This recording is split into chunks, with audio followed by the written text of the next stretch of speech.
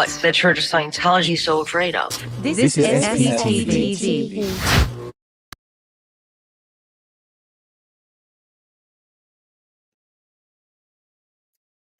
Hi guys, how are you guys doing? Hi Nathaniel, hi Gypsy, Carrie. Today we're gonna have a really interesting conversation, you guys. We're gonna be joined by High Crimes of Scientology, which is her YouTube account, and you can go and follow her. Her name is Catherine Kilmartin, and Catherine and I go way, way back. So we were both underage kids inside Scientology Fort Harrison Hotel. And Catherine was actually one of my students. So this is what we wanted to talk to you guys about today. We're going to be discussing the secrecy in the land of hotel depravities, role played inside Scientology hotels and commercial buildings, because why not? We'll be regaling you with the details of our heroic journey into the land of rehabilitation and recovery. The ones that were actually guided by actual licensed medical professionals. You know, those pesky people who actually know what they're doing, those have been instrumental in our recovery. So shout out to the licensed therapists that did help us a lot when we needed it the most. Prepare to grasp reality like never before. We're going to be delving into the abyss of the depravities that were inflicted upon us as innocent kids. So, as usual, guys, we come with a warning of trigger warning, because everything that we discuss is from the viewpoint and the standpoint of kids, underage minors, and those type of subjects can be extremely triggering, extremely nauseating. But we do know that a lot of you have also your own histories of abuse. So it's always just a good idea to be aware that that's the conversation that we're having here. We're having very to the point conversations about our experience, and we're not sugarcoating anything, because part of the accountability journey, part of us actually moving through all of our recovery steps, involve calling out all of those things that we had no shred of consent to have happened to us. And that's part of us taking our power back, because we're no longer sitting on the sidelines waiting for someone to come and save us. This is a journey of us saving ourselves, grabbing all the receipts that we have, and actually start airing those receipts, and the very, very, very irreconcilable receipts that are showing up in this year 2023. We have 0 receipts that are making any sense, you guys. Everything is just a bunch of corrupt receipts.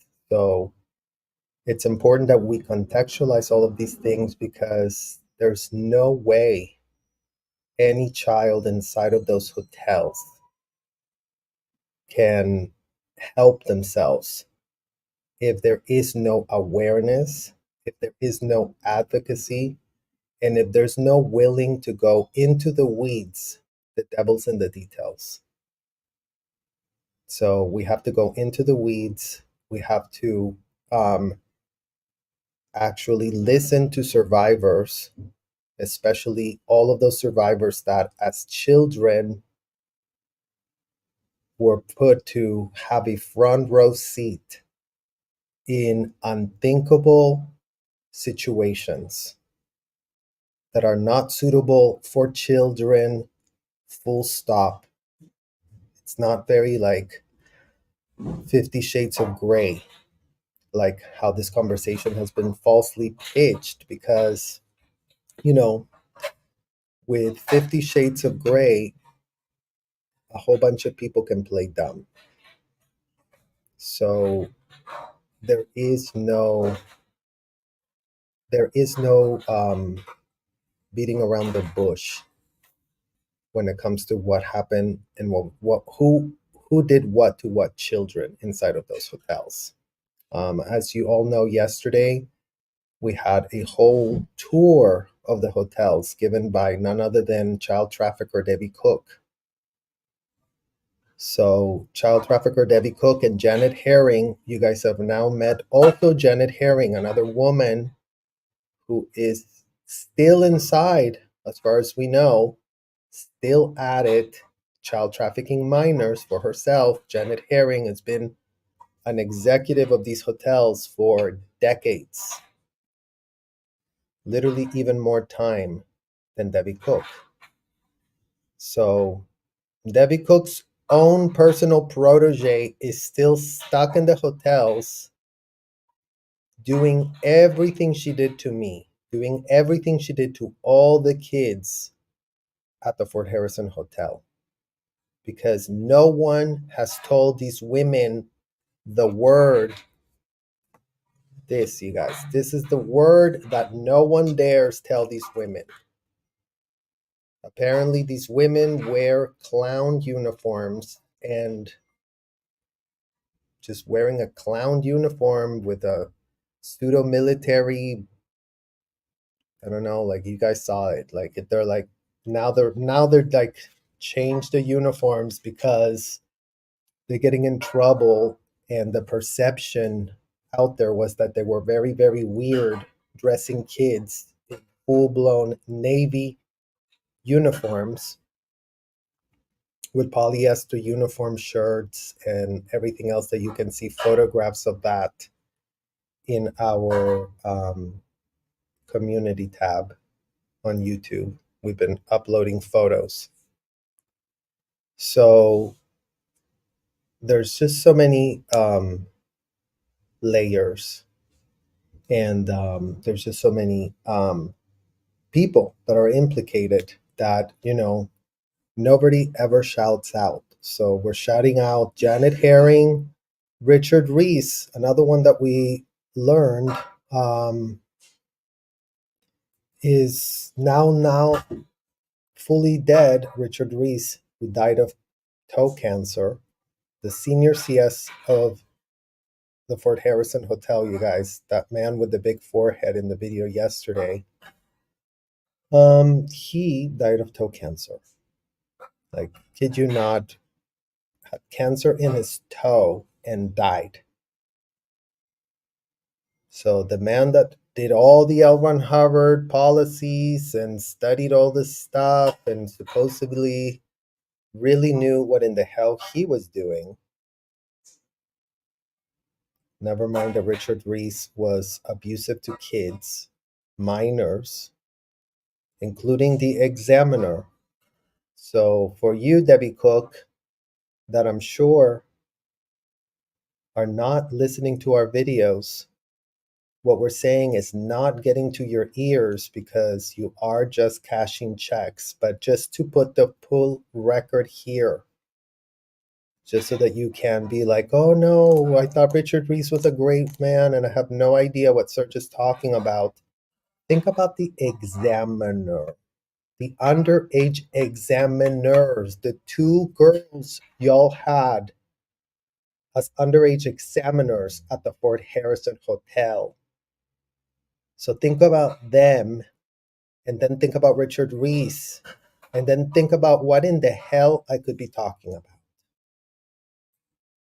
Because you know what, guys, like, it's not up to me to discuss what that man did to those girls,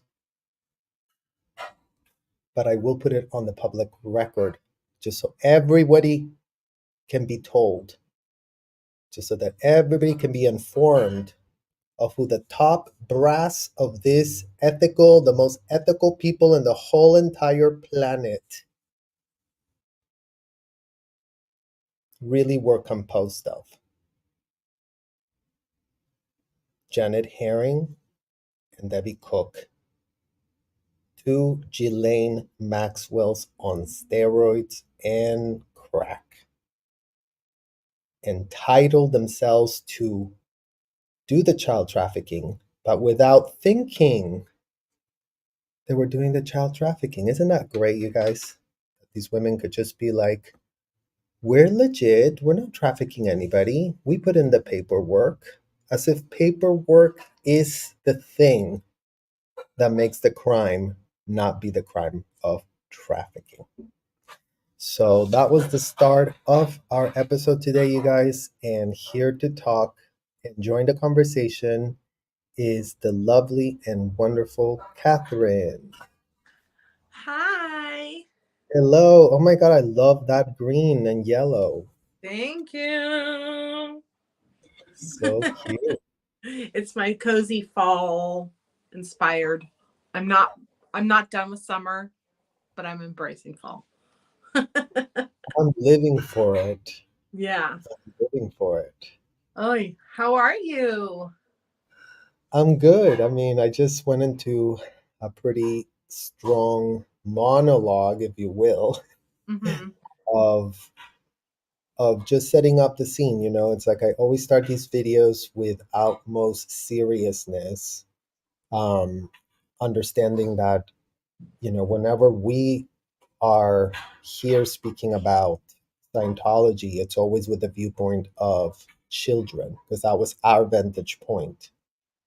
So I've warned everybody that, you know, this conversation could get triggering because we're going to be discussing, you know, unthinkable abuse of kids, but the importance of that, and how, you know, our journey to recovery is important to highlight, because it's in that recovery that we regain our voice and understanding of the facts. Totally. Yeah. I think that's good. I mean, yeah, the thing is that I think for me and you, we can relate and understand that. Oh, is my mic bad? My mic. Oh, your mic is bad. Oh, okay. So I'm like, Thank wait, you what? guys. No, it was I me. can hear you, but Thanks, Amanda. okay. Yeah. So I think that it's important that people who are not Scientologists realize that Scientology was like told to us that this is a mental health practice, right? This is going to help your mental health.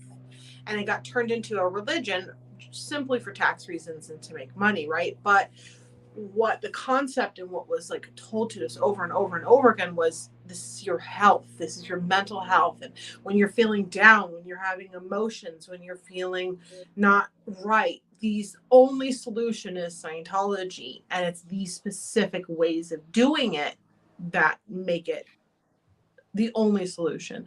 And then if you were to do anything else, that's how you're going to ruin yourself even further and make it so that you may never even be able to recover fully if you were to go outside of Scientology and use any other practice. And that's anything from meditation and yoga to going to see a psychiatrist and all that comes in between, you know?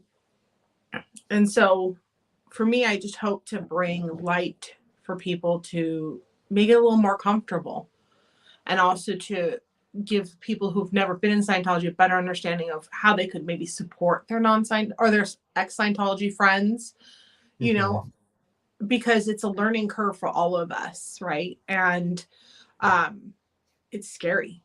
It's scary to do things that remind us of Scientology, and it's also scary to do the things Scientology said would kill us, you know.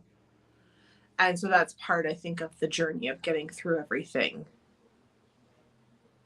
Yeah, and I love that you just brought up mental health, right? Because it's almost like something that can be trivialized and lost in that grand scheme of conversation, but it was Dianetics, the modern science of mental health, The pitch was from the very first book. Dianetics was the reason we were all there is because of the word Dianetics. That's what we were being told.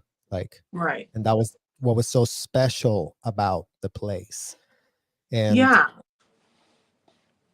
They gave us specific, I mean, let's not forget the assist book, which is this fat of quote assists to administer to anyone who's suffering from any problems through life. You know, whether you're having a headache, you have a headache. Yep. Oh, do this assist. You lost a person in your life. Here's an assist. You're drunk. Here's an assist. You hit your knee. Here's an assist. You had a pregnancy. Here's an assist. It's all these things of like you're suffering mentally through these things. Now use this Scientology technology. And again, that's where I think it needs to also be separated, and people need to realize this isn't just a religion. Religions don't operate this way where it takes into consideration all of the mental health and every aspect of life in the same way that you can't open your eyes to anything else. It's only this, and to use anything but this for everything is detrimental. Absolutely. And again, it's this idea. I've been talking about how so much of what we were doing inside of those hotels was practicing law without a license. But you bringing up the assist just now really puts into perspective, like it was also medicine without a license, because Oh, absolutely. Absolutely. it's because I've been, when people say, oh, Scientology and auditing is therapy, and we go, and I actually even titled this video with the word torture. It's like it's almost an insult to tell somebody, oh, let me give you some therapy, and then beat them down. Like beating Exactly. something doesn't rehabilitate anything. And that's what, when you leave Scientology, gets so triggering. It brings up all those feelings of session is therapy. That's where you go to unload your feelings and your problems and your misfortunes. That's where you're allowed to do it, right? That's where you're allowed to have case. So when you leave and you don't know what to do and you're a new human living this world and you go, oh, I need to go to therapy. No, I'm not going to therapy. Therapy is horrible because Scientology was therapy and that was torture. But to get to that point, I mean, you and I have discussed this before, is the difference is consent in those therapy sessions, right? In real world therapy, if you go to your therapist and say, I'm done, I don't want to talk about this anymore, you're done. They don't go, I understand. I'm going to repeat that in command. Have you, blankly blanked? Or if you go, this isn't working out, I just feel like we don't vibe. Great. No hard feelings. I have some recommendations for other therapists that may work better, or, I wish you well. And if you ever need anything, I'm right here. It's just a different experience than in Scientology, where if you don't like an auditor, you get put back in with that auditor. And then that first question you get asked is, have I missed a withhold on you? yeah. Right? And again, that's not therapeutic. That's reinforcing the trauma in our brains. And so it's so scary when you leave Scientology and you go to do therapy, you're going, are they going to force me to talk about things I'm not ready? Are they going to force me to talk about, traumas that I don't want to talk about? Are they going to force me to never leave the room? What if I have to pee? What if I'm hungry? What if I'm tired? What if I just don't feel like talking about anything deep today? Like, those are all things that in this special safe space is granted and allowed. And it almost gives that ex-Scientology brain a chance to heal and find that it doesn't always equal horrible. You know what I mean? Absolutely. And I mean, I really think it comes down to this, guys: power dynamics. there's an imbalance of a power dynamic inside those hotels. With a therapist, you have a balance in that power, and what you feel matters. What you How you feel about things that happen in actual therapy sessions with licensed therapists, your consent won't be like just like they just override the consent of kids in Scientology sessions.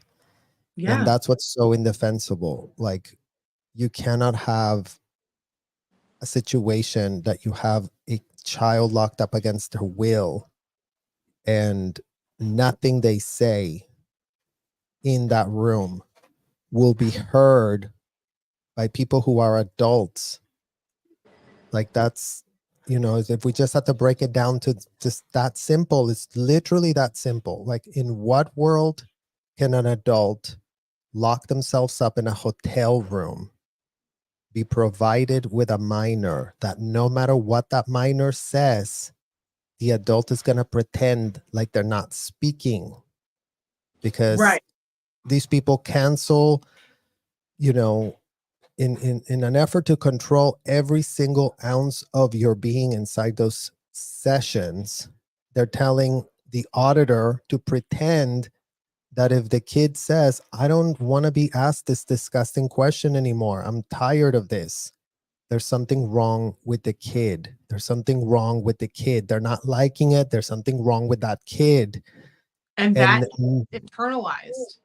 And then you start to go, there's something wrong with me. I don't like this.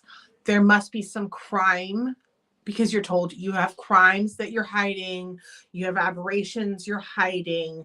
And you're told this at a very young age. Sometimes you're as young as 4 or 5 years old going in session. And you go, well, I don't like this. Is it, at 5 years old, you just want to go play. And when you resist it, then that's when they go, you have something more, and try to enforce it more. And then when you go to your parents and say, I don't like this, I don't like going in session, they make you do it more, because they go, oh, well, that means that you have more to handle. You're resisting it because that's more your bank. And that's where it's important for people to realize is that itself as children was traumatizing. We went and looked at our caregivers for support when we felt unsafe. And instead of giving us that care and that support and helping us regulate and feel safe and get us in a situation where we're going, yes, this makes me happy within some reason. We had the opposite. We were thrown back to the lion's den, basically, over and over and over again. And it beats you down to the point that you go, well, I can't say anything anymore, and I should just go in and get it over with, because then at least it'll be done. And that's why we're calling out on these procedures, you guys, because again, the Scientology conversation becomes so trivialized and sensationalized by a corporate media that is glib, a corporate media that has never taken it upon themselves to spend a few hours inside of that hotel observing for themselves, not being fed narratives of, I think I understood them to say this, but it could really mean that. So let's just go with whatever in the hell we decide and then put it there. Because Right. that's the only Let's just take investigation. the PR clip. Let's just take the PR clip from Scientology and use that, because that's obviously they're telling the truth. And Because they really did all say these, Tom Cruise, because they really did say John Travolta, because they really did say Elizabeth Moss, because all they care about is mentioning celebrity names to exactly. make their story relevant. But we're talking about the practice of auditing. That's Yeah. Scientology. Scientology's not Shelley Miscavige is missing. That's not Scientology. I'm sorry. That's Shelley Miscavige is missing, and we don't know where in the hell she is. But let's discuss actual Scientology, which is locking up kids against their will inside a hotel room where every single person in that hotel is going to pretend that they really are following a memo that a convicted and indicted felon wrote that is going to put every last child in harm's way. Yeah. I mean, again, Catherine, like the fact that we have to be having this conversation, how many years later, And Right. nothing has changed for a kid inside of those hotels. Nothing. And that I agree with. And I think that just on the point of Shelley, you know, like for me, I think back, I go like, she's one of those kids who were groomed. She was groomed by L. Ron Hubbard, good L. Ronnie, all by himself, groomed her. And at such a young age that I think those who are searching for Shelley, who go, where's Shelley? I think they're fighting for that younger Shelley who was taken advantage of and now at this point knows nothing else. Now, to what degree or amount of responsibility do we hold each individual? That's, I think, for each individual to hold their own accountability. But I do think about that is like, we need to have everyone being considered. And I think that most importantly, it's those adults that are fighting right now need to remember they were children in Scientology too. And to work on that and heal from that. Like they were abused as children. And like I always say, our brains are meant to protect us. It's going to make us think certain ways to not acknowledge all these maybe horrific things that we went through. Because when you start to realize those horrific things, sometimes it can be overwhelming to the brain and you end up in a brain emergency and you're, you know, ready to end it all because you're like, what have I done with my life and how did I get here? And that's ultimately what Scientology does to these children who become adults. You know, you wake up and all of a sudden you go, how did I get here? And it was because through the abuse and the conditioning and the learned and experienced behavior through Scientology's ways, you know, to always turn to Scientology. You're sick. Well, L. Ron Hubbard says take vitamin C when you're sick. 1,000 milligrams. Like there's policy on this. This is written down, and our parents were like convinced that this was the answer to every aspect in life. You from eating the type of food to eat, the type of makeup and hair products to wear, clothing that was acceptable, how to clean a room. You know, these are every point of life, and it takes over the brain in such a horrendous and evil way. And that's where, again, that goes back to the therapy is like, it's scary to do therapy. It's hard to do therapy. You and I have had many conversations where we've realized how hard it is to do this background quiet work. You have to sit with the feelings that you were never taught to sit with before, you know? And that's where I And go. I definitely get that. I mean, you know, Yeah.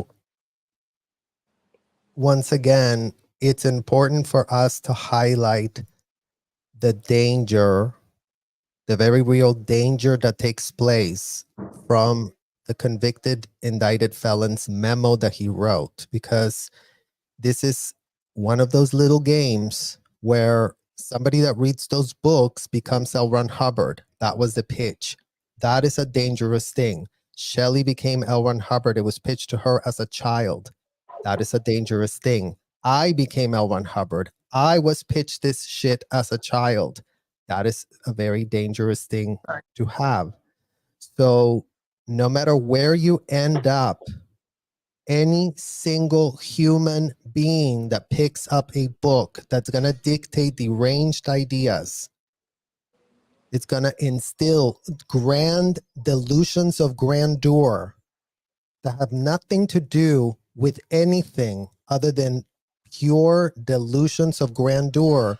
I really am very powerful. I can just lock up whoever because I did read it in this memo right here, and that's all it took. Mm-hmm. And that's why, you know, when I'm calling out the Shelley Miscaviges is because I had a front row seat at how Shelley ran things there.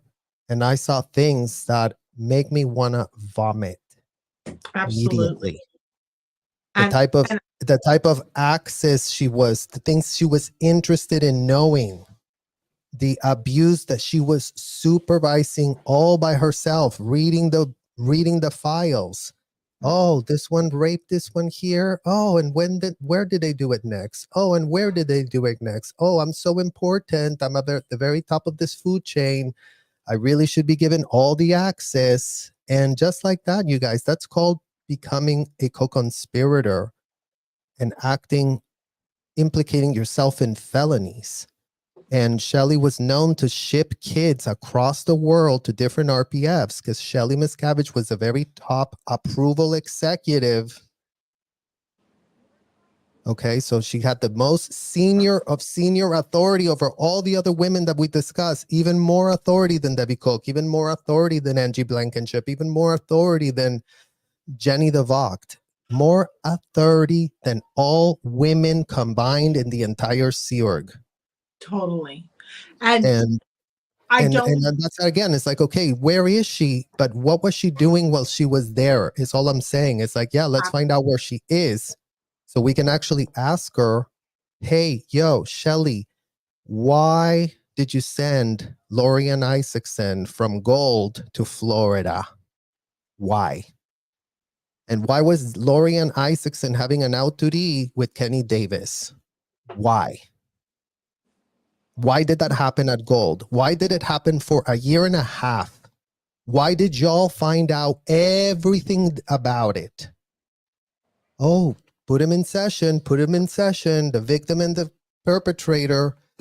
And again, it's like, this is the therapy, guys. I mean, going back to like, this was the therapy. Like, Right. in what world was any of this therapy for any human being, period? Like, And I think that's what's against important. Shelley's best interest. It's against the auditor's best interest. It's against everyone's best. No one is gaining anything from No one acting gets like anything. this. And I think what's important to remember is that's that radical acceptance of going like, oh, it was all for naught. It was nothing. It was not what we thought it was. And when you come to that radical acceptance of going, oh my God, it was nothing. It was a waste of time. It was a waste of money, a waste of energy, a waste of life. And not only just a waste, but it took away. I mean, it's years and years and years it takes people who are leaving Scientology to recover. Some may never fully recover, depending on to the extent of trauma. This is complicated PTSD. This is trauma over a long duration in many situations spanning our whole lifetimes. The connection between the traumas are so great. They're in the thousands that one small thing can trigger 1,000 other things. And that's where, again, in Scientology, we're told you're going to go in session, you're going to handle it, and you're going to be done. But then when it doesn't handle and you go, oh, now there's something wrong with me.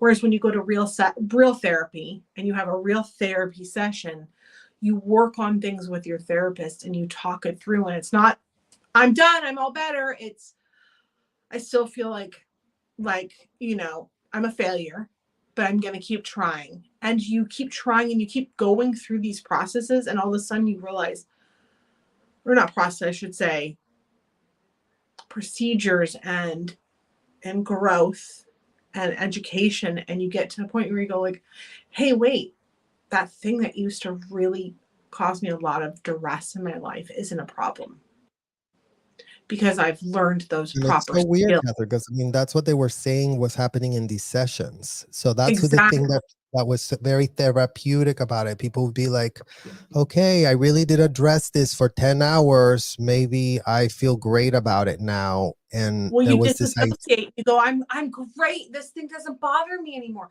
because you've traumatized your brain into disassociating. And so you go, it's handled, but it's not handled. In fact, now you've compounded that trauma even further. And that's why when you go leave Scientology and you go, I don't want to do therapy, it's just going to make it worse. And that's where I always want to just really plead to those who are either have left Scientology, who are maybe thinking about leaving Scientology. You go see a therapist. Just find someone to talk to. Go across town if you have to. So you're never seen going into the building. But go see a real trauma therapist, someone who will sit there and acknowledge and give you space and really help you through the pain that you've gone through. You see what I I'm mean, you saying? deserve someone that has a clinical understanding. It's like if you have cancer, don't just go to your corner doctor and ask them what to do, because that's Don't what just get a Scientology did. cyst. Yeah, don't go These just people get a were cyst. know-it-alls. These people did everything, gave all the wrong advices. They had never a shred of a reason to be putting themselves in an advisory position, advising people on horrendous trauma and all of these things that they were supposed to be very vulnerable with them inside these hotel rooms. But again, that's what we're calling out. And that's, why I continue to expand on these points in every one of the videos that I make, you guys, because we've got to start calling the problem out for what it is, which is all Scientology. these Scientology sessions are absolute abominations, power dynamic dysfunctions from hell, like completely in a way that no one can defend, that any human should ever even put themselves in that position. So the rules are real AF inside of those hotels. These people take themselves seriously. They're know-it-alls. I mean, we would know. We were trained under those conditions to feel like we knew it all and we really knew what in the hell we were talking about. We had no clue. I mean, today is nauseating to think all that certainty we felt. Oh, yeah, this is really legit. And the meter and the this and the that. And it was all just theatrics, pathetic theatrics to purport that there was something legitimate going on inside those hotel rooms where people Yeah. are just being dehumanized, and dehumanizing somebody is not beneficial to that person being dehumanized. The auditors got off on it. The case supervisors got off on it. The RTC reps got off on it. The executives got off on it. They all love the power that they had. As deranged as they come, these people, you guys, no self-awareness anywhere to be found. I'm so powerful. I'm such a trained auditor. I'm such a great executive. But it's I all don't think delusions of Scientology even grandeur. lets you I don't think Scientology even lets you have that point of anything other than I'm so powerful and I know it all. You can't have any other thought. You can't question, right? Like as soon as you go, well, I don't understand how this is, then what are you Well, in done? fact, You what's so instantly gross about it, guys, is you have to prove it to them. It's not yeah. just like, the people, and that's why we keep calling people that went to the top of the pyramid, the Debbie Cooks of the world, the Angie Blankenships of the world, the Shelley Miscaviges of the world, the Janet Herrings of the world. These women proved to have what it took to hold those positions because they were willing to be that depraved. If you ended Yeah. up in one of those positions and then you were like, you know what? I don't want to be that crazy. Oh, you know what? Busted. You're not good. You don't confront evil. You're a piece of shit. You're a thiety weedy. They have all manner of ways to get rid of the people that didn't meet the grade of the unhingement that was required in a personnel folder. I mean, you saw this, Catherine, like the Mm-hmm. files stated all of these qualifications. This person's going to be perfect for this post. I mean, let's not forget a life history. I mean, I don't know how many times you had to fill out a life history, but for those non-Scientologists, when you're being considered for maybe a position higher up on the organization board, or if you're going to training or you're going to flag, you have to do what's called a life history. And that's literally everything. I'm talking every partner you've ever had, sexual partner you've ever had, when you dated them, for how long, for what extent, every single family member that you have that you are connected with or you talk with, all their names, addresses if you have them. Are they Scientologists or not? Are they ever antagonistic to Scientology? Who are your parents? Who are your siblings? Where do you live? What do you normally do on a regular basis? What is your regular routine and schedule? It's pages and pages and pages of these very intimate and personal information. And you sit there with some other staff member typing it up. Okay, tell me your sexual history. And you're just typing it up so that some set of executives from far over can now look at your whole life and go, okay, this one's clean enough. She can go to flag. You know, she's been upstat enough. She's not degraded. And Or that's the BS puritanical culture that is run in these with these people, you guys, because it's just what Catherine is saying. The more they get the dirty details of somebody's sexual history, the more those dirty details are used against the end user that said what has ever happened in their sexual history. yeah, because But the then data is being constantly weaponized against the person that is being data mined, whether it's in an ethics interview, whether it's in a security check inside one of those audits, whether it's through the life history. There's no time these people will accept a no. Enough. I don't want to talk about this. Everything is, you need to tell us, we owned you, you are ours. Whatever you say is irrelevant. The more you resist, the more we're going to double down and triple down. right. So And none I of just that think that I stuff think is therapeutic. yeah, and I think that that's one of the things that going to therapy, to have someone to tell someone your stories and to say, okay, so this is what I've gone through, and then for someone to believe you. And sometimes to actually stop you and go, hey, that was really bad that happened to you. And it's almost like the conditioning in Scientology teaches us to not believe that those bad things that happened were that bad. Oh yeah, I was raped, but you know, I had pulled it in and I've done ethics and you know, like I found I did something in a lost lifetime. And so it's okay.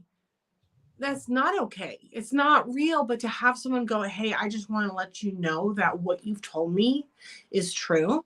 What you've told me is horrendous. What you've told me is abhorrent.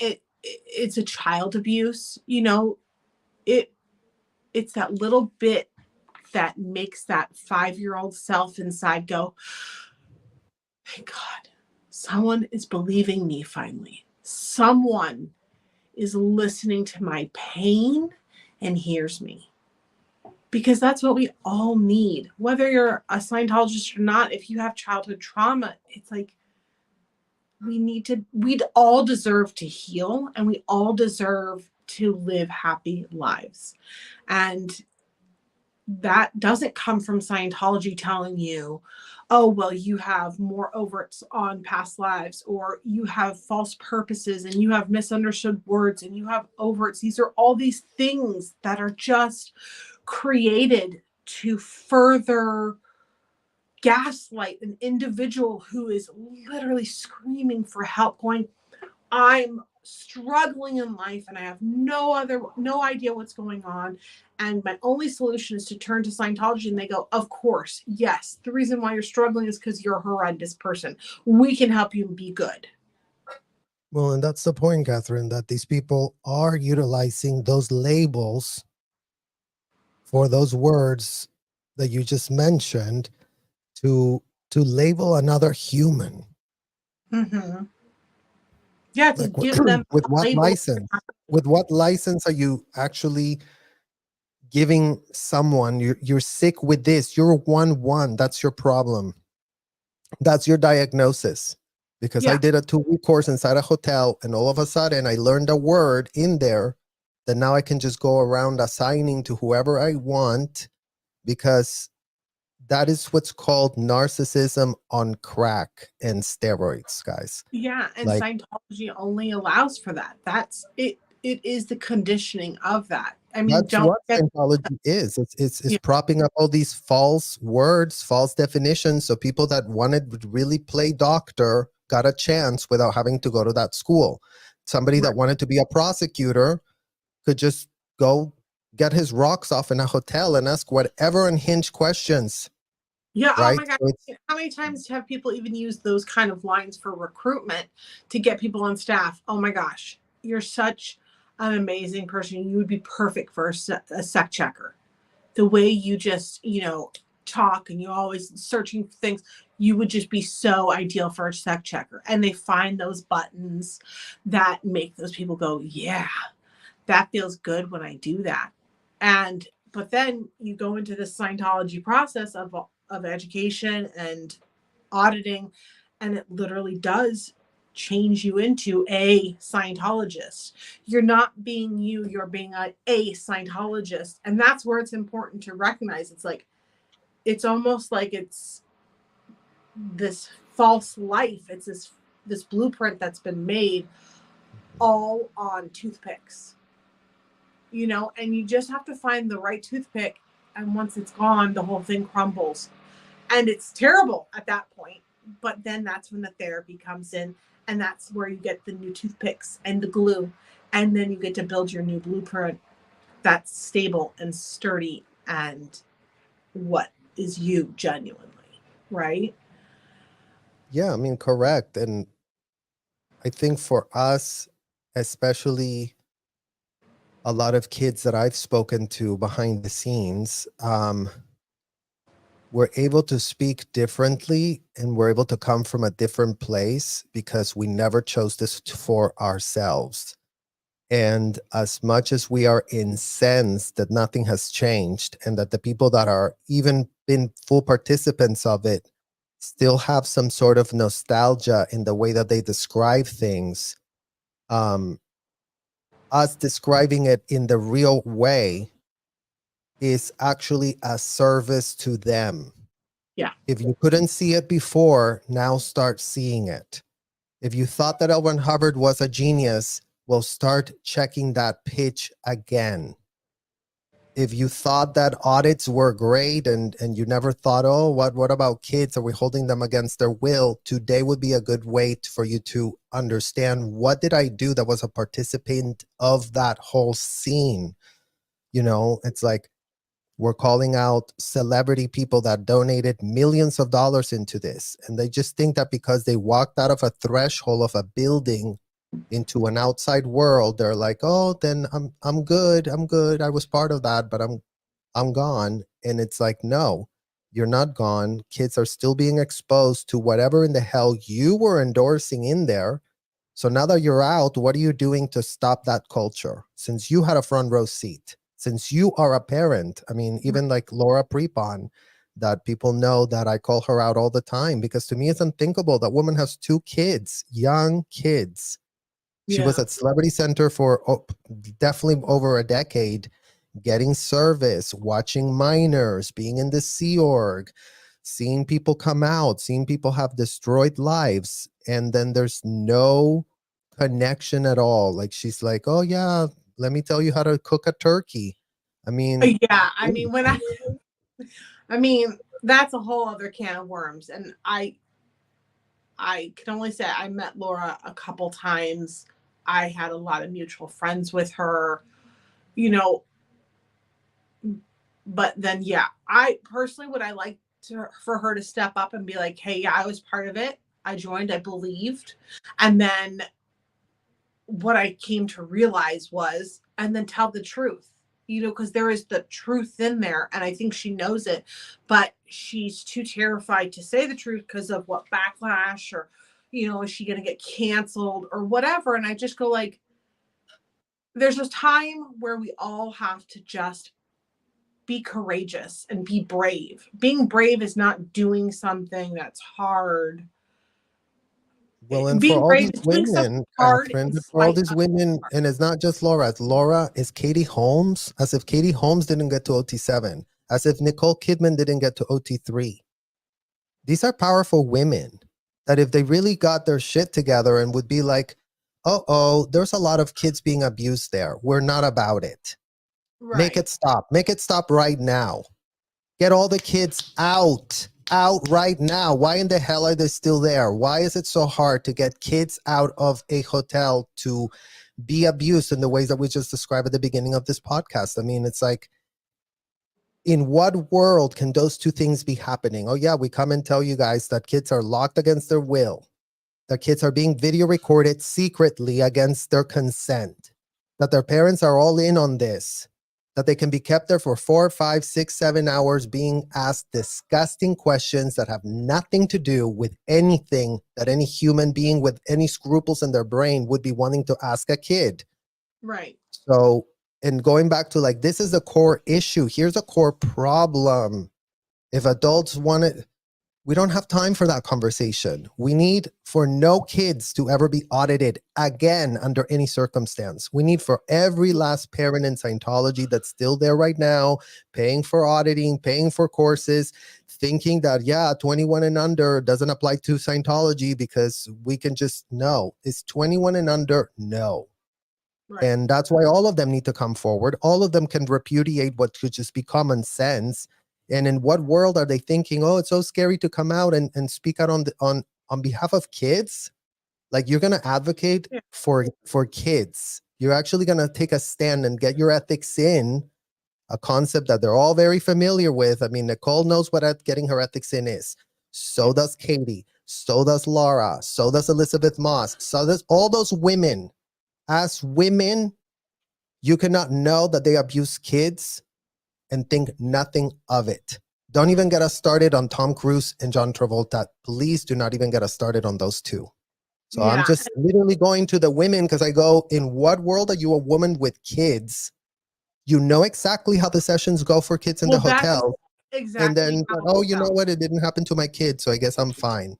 Well, that's how I felt, is that was part of, I'm always asked what made you leave Scientology? And I go, like, it was a number of factors. There was not just one straw that broke the camel's back. It was many pieces being put on through life.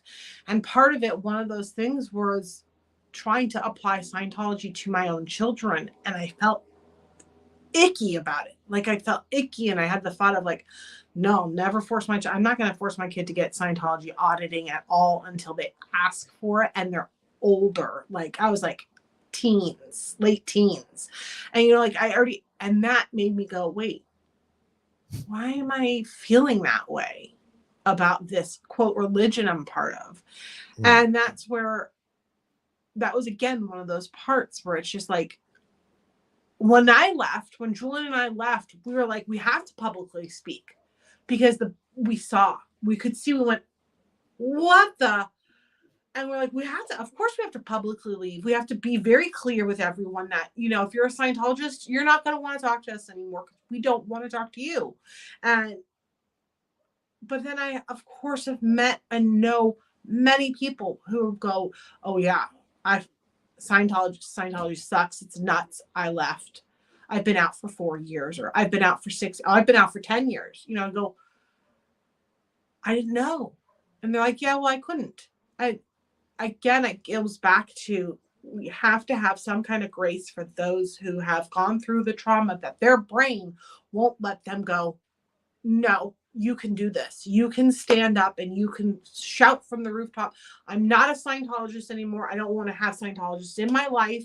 The whole culture, the way you're raised, the way everyone behaves is toxic, and it's not what I want to be about.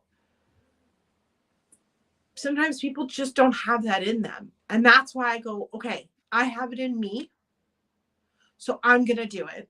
And I'm going to be here and support people as much as I can. And if someone goes, okay, I'm ready to step up, I go, let's do it. Let's step up together, because it's easy for the anxious mind to take over. And how many stories have we been told as children of what will happen if you try to go against Scientology? And that idea of losing everything in your life. You and I have gone through it. We lost our family. We lost friends. We lost businesses and, acquaintances and contacts. All of it just ripped away. And we know how horrible it feels. And so to have that grace and compassion and go, like, listen, I know you're out there and you're too scared, but when you're ready, I'm here. Well, and this is a good question that I think kind of really circles back what we're talking about, Catherine. For you, what is the best part of doing YouTube lives? Helping others, spreading info, or therapeutic for you personally? And I would say, what's that? So I think that's a good question. I mean, to me, is the only advocates that can really even have a conversation to be taken seriously is people that have been in front of this problem, having a front row seat at these hotels. And now, in hindsight, having done all that, heavy lifting in therapy, where you really did realize that everything was absolutely unhinged, disgusting, and a racketeering conspiracy. I mean, I do wonder, a lot of these people don't end up in a mandated reporter's office because they're scared of the repercussions of them incriminating themselves. And I get that, but it's also like, that's not good enough for the abuse to continue. Like, you looking up like, oh well, maybe I'll end up in some trouble if I really speak my mind about what we were doing inside of those hotels. Like, maybe lose that fear, because maybe understand what is at stake today, as of this year 2023, with these people still running this operation rampant. Where's people calling out the parents, the Scientology parents? It's like, that's why this YouTube videos to me matter, because Yeah. how are people gonna be able to really call out Scientology parents if they're going to be put in a conversation where, oh, I can't attack someone's religious beliefs because I really want to be respectful. I wouldn't want my religious beliefs to be questioned. Well, here, this is actually something you do have to question, because these religious beliefs, I think so-called everyone religious should also, beliefs, yes, are, everyone should always question their religious beliefs. Question everything. Question well, why. I'm And not saying that you do, Catherine. I mean, maybe you don't have to question people that have Catholic beliefs or whatever, but it's like, these books that we read said very specific things. Locking kids against their will needs to be Mhm. called out. And there's Absolutely. no way anyone can make that make sense today to us. It's not going to make sense. It's inconceivable. It's unthinkable, and it's indefensible. So that's why I always keep going back to, like, the kids are the ones that need the advocates. The kids are the ones that have no advocate for themselves. Their Right. brain power is not there for them to say no. They're trusting the adults. And these adults are such egomaniac narcissists from hell that they don't want to hear a single shred of criticism from anyone. That's the state of mind that they're in. So, but it's like, okay, just because they don't want to be told that their stuff is disgusting, no one should then say it, because we're really afraid to insult them. They need to build a huge bucket of water in their head so that they can stop doing that disgusting stuff. That's what's being called out. It's like, if they're doing it without a conscience, thinking that they're really helping, well, you know what? Double check those choices you're making. Yeah. See if those choices are in your best interest, because, and again, YouTube to me, it's like, okay, it's the capacity of us really coming to this community that understands the problem, that has been invested in the whole Scientology story. For how long have they, all of our commenters have been following this and have been hearing so much information, so much stuff.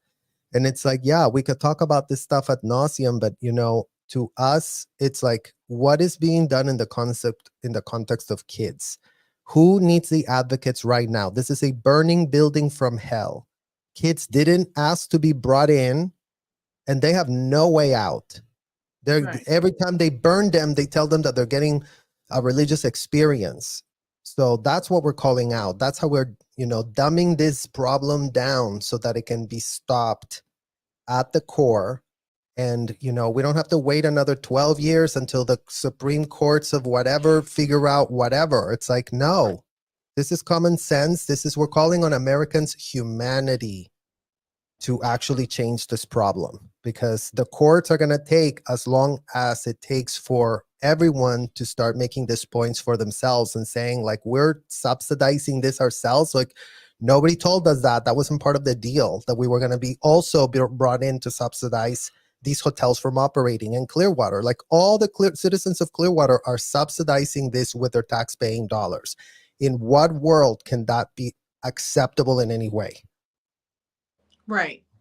And yeah, for sure. But I would just say, it's like, so for the question, um, I think that I like doing, I think one is it's very therapeutic. Us having our conversations and talking is always therapeutic for me. Having that honest, like open dialogue where there's vulnerability, where we can grow and be there 100%. I think it's great. Watching other people's videos also can sometimes help, because then I relate and I go, yes, I was that. I remember that. And oh my gosh, I struggled with that too. And, it gives that sense of humanity, which was taken away from us from Scientology. In Scientology, there is no humanity, really. We're these superhumans who should be able to do superhuman things. And so that's part of the recovery. I also like the idea of supporting. I like the idea of someone I've known coming across a video and just going, well, I know Catherine. I know she's not a horrendous person. I know she's not a quote SP. She left Scientology publicly. Let me watch her video. What if I say something in that video that opens their mind to go, wait a minute. Should I leave? Should I question myself? Should I question this? That is a driving force as well, I think. But the advocating for children, I think, is also so important, because we were all children at some point in Scientology. And we're not just advocating for the kids that are there now, we're advocating for the kids that are inside of us still, who have pain that is going, hey, it's not okay that other kids are going through this pain. I've already endured this pain. They should not have to go through it as well. And so, yeah, I think And that's that's the only lemonade to make out of this, guys. I mean, because we do know that we know firsthand how it felt. And like you just said, Catherine, and it's like, it's that intuition tapping us nonstop, 365, 24/7. It doesn't go away, doesn't stop, doesn't get subdued. It's literally constantly going like this. Hey, there's still kids in there, by the way. Oh, there really are more. Okay, there's more kids. I mean, yesterday in the video that I reviewed, Catherine, there were kids in every frame. There were kids in every frame for a promotional video to lure more people in. So this culture of enslaving kids has been the DNA of these child traffickers. And absolutely. I mean, it's to take them 12, 13. I think it's 13 years old. It's either 12 or 13. You can sign your contract. And if your parents go, okay, and sign away, you're now being taken, and now you're being groomed to become this super Scientologist, this narcissistic. You're the blueprint you're constantly being set up to be abused. Yeah, it's Elron's narcissistic blueprint, and you're now going through and being abused, and you're going, well, yeah, I deserve this abuse because I'm not doing what I'm supposed to, or I'm not producing what I'm supposed to, I'm not achieving the goals I'm supposed to, so there must be something wrong with me, and so yeah, I deserve all this abuse and this torture. I deserve it, and that adds on to it, and that's where we all have to heal from. But we also can prevent that from happening. If it simply changed where no, you can't actually legally sign that contract until at least you're 18, like you're a legal adult, like that 5 years would make a huge difference for so many of those children. They finish school and then they go, no, that was real life. Why would I join the Sea Org? Like, it's just all these small things where, even being We're a kid. making those advocations because we know our oppressors better than anyone else, you guys. Yeah. We know those people like the back of our hand, and that is invaluable in this conversation to be having, because these points need to be made, and every day we're growing the awareness and the consciousness of everybody as to what actually matters and what actually is not just a talking point to come and talk about blah blah blah about this and that. It's like, we experience this experience as children, and we are sickened beyond our mind that more kids are being exposed and that everyone's okay with it. So for us, it's about making the points we wish somebody would have been making on the outside as we were locked up in there. not knowing what in the hell we were doing, right? So it's like that's the flip side of this. Today we are able to make those points for ourselves. We're able to hold those two facts, understanding, oh, L. Ron Hubbard told them everything, and this is what it translated into, right? And it's like, you know, the corporate media is too lazy and dumb and glib to ever actually attack the problem. The problem is those sessions. Why are kids being exposed to those sessions? Corporate media. And if you try to pitch that to us, well, you know what? In America, we decide anyone can do whatever in the hell they want. Try that pitch again. But Because again, that goes back to you don't let children, if you're under 21, you're not allowed to consume alcohol or drugs. If you're under 18, you're not allowed to vote. If you're under 16, you're not allowed to drive. So it's like you can't have those arguments. I also, even in Scientology, you know, the argument of, well, all religions are not that great. You know, Catholic isn't. I go, yeah, I think that all the religions are kind of fucked at this point. But that's my personal opinion. It doesn't mean that I'm going to stop people from being Catholic. Half my family's Catholic, you know. I go, that's your belief. But the thing is that we have to take away that Scientology is not a religion. It is not the same thing. It is a place where you're going to pay to address your mental health and how your mental health is physically affecting your physical body. That's what Scientology is there for. It's how to fix the mind so it's not affecting the body, and how to apply technology to your life to grow and sustain and have a better life. That's not a religion. It's a multi-level marketing scheme. Buy these books and then get 5 of your friends to buy these books. And if you're not in our triangle, then you can't hang out with us because obviously you're not worthy. And it's like, you're shown that and you're taught that and you experience that as a small child. That changes your brain. That affects how you think. My cats are coming in the room. So, yeah. And I think, again, it goes back to therapy. Therapy is not Scientology. Scientology is not actually therapy.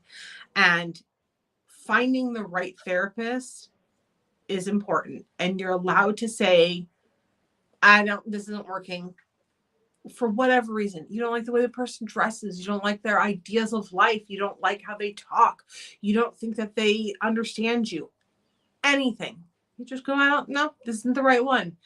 And that was my biggest lesson for going in my own therapy journey, guys. Like going through therapist and learning who worked for me. I didn't have to explain myself. I learned to understand, oh, this is just not a match. Next, it's not personal. Let's go. You know, Absolutely. I'm here to help me with these issues. In order to be helped, I need to feel like I can be helped. And there were plenty of people, I'm like, this is not going to work. Okay, let me talk to someone else. Let me talk to someone else. Then there was somebody that I actually, this actually feels right. I can talk to this person. It clicks. Then there's a real relationship formed and a real bond. And that's what we were missing, going back to your point, Catherine. Like anytime we had a problem, there was no one to go with our problems, because our problems were just being exacerbated by the people that were creating the problems in the first place. So that's why this whole entire matrix is toxic. And you know, the more we move through it, the better we can actually change the way things are working. So we'll go through some of the chats that we got. We have a super chat from Ideal Borg, aka COB. Super sticker. Thank you, Ideal Borg. We got Children of Scientology in the house. This is a journey of saving ourselves. 100%. Yeah, we're saving ourselves. We're saving those kids that are still stuck in there. We're calling out the parents as a collective. We're making them have critical thinking skills for themselves that they need. They are badly in need of these critical thinking skills, guys. So again, maybe our videos are not like, they're going to be like, oh, you're saying it too harsh, Serge, like cool it down. They're not going to want to hear it the way you're saying it. And believe you me, tough love is what this exact moment calls for. If we didn't care, we wouldn't make the point. If we Right. didn't care, we'd literally be done talking about this and be talking about a million other things that would be much more fun to discuss. So, oh, your sweater and your cat match.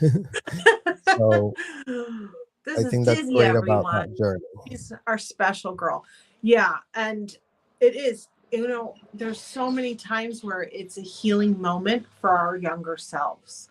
Sometimes you'll say something, you'll set a boundary with someone, and it stings a little bit, but then all of a sudden it feels healing, and you realize, you go, that was for my 5-year-old self. That was for my 13-year-old self who was not allowed to put in that boundary, or, all the times as a kid, and that's that healing part. Yeah. I'm shocked nothing seems to be done to stop this, even though it's happening in public. Yeah, Rainey. Well, again, It's we're been bringing it into light. That's what's gonna actually hopefully change things. The more people know, the harder it is to get away with it.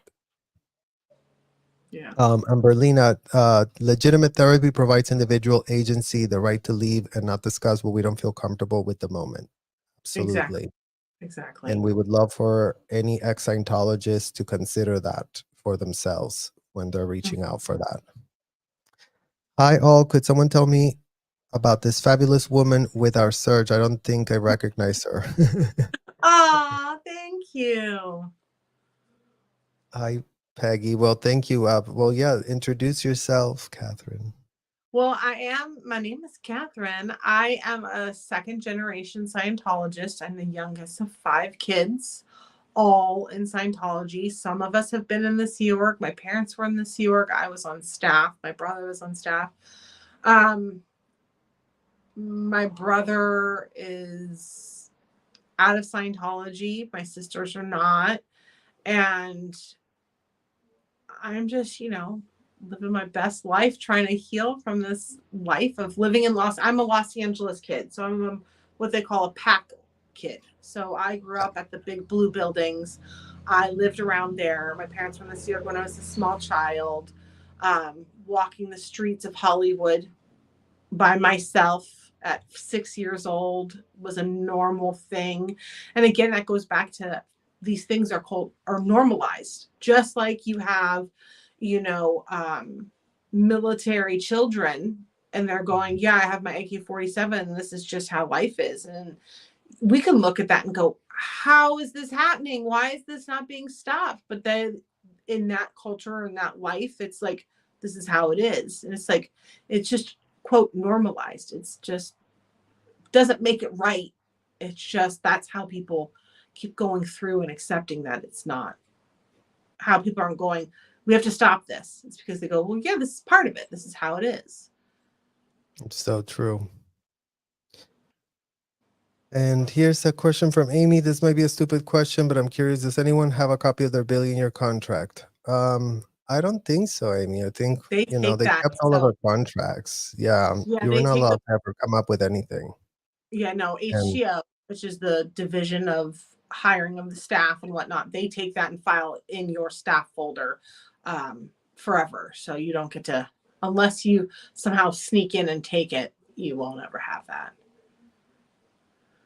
yeah, so that was our last question from that. And I mean, I really hope that there's some reconciliation for people and reaching out for help, because like what you said, Catherine, a little bit ago, everyone deserves to heal, you know, even the most criminals of criminals. Like, part of our humanity, extending our humanity, is our ability to have others heal and to wish that for others. It's like we might have been abused and and tortured. But the flip side of that is the ability to hold space for others to have a journey of recognition and being able to see the truth, be able to grab the receipts and understand that they've been scammed. And yes, it's going to be a very hard day, the day that you realize you were scammed. But you know what? It won't be a hard day the next day when you're realizing that you're on your way out of a scam. I mean, how many Exactly. more years do you want to be stuck in a scam? Like, no one's benefiting from being stuck in a scam.